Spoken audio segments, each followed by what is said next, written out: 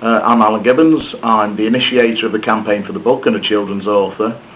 Several months ago I became disturbed by news that some libraries were being cut back in schools, also being closed in schools with the dismissal of school librarians, and that was the reason I initiated this campaign. The idea is to draw attention to the need for a school library, that it should be central to learning, that reading for pleasure, as UNESCO has said, is the single biggest guarantor of academic success, and the ability of children to read, to research in detail rather than to Google or cut and paste, is central to learning. And that was the reason for setting up the campaign for the book.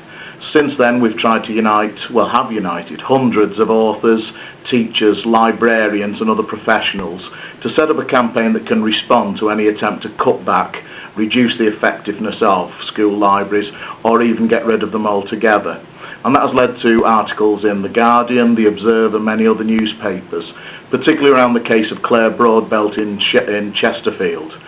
whose job was removed as part of cost-cutting measures. The campaign for the book now is looking not just to talk about individual cuts, but also to try and initiate a link-up between all the agencies who think reading for pleasure is important and vital, and start to create a network that promotes things like author visits, that promotes things like reading roadshows, where children can actually get involved in reading for pleasure, writing for pleasure. So we're now talking to the major agencies, such as the Reading Agency, the Arts Council, the MLA, the Museums Libraries Executive, to try and get a whole culture of reading in schools. And in very difficult economic circumstances, it's going to take a huge amount of cooperation, campaigning,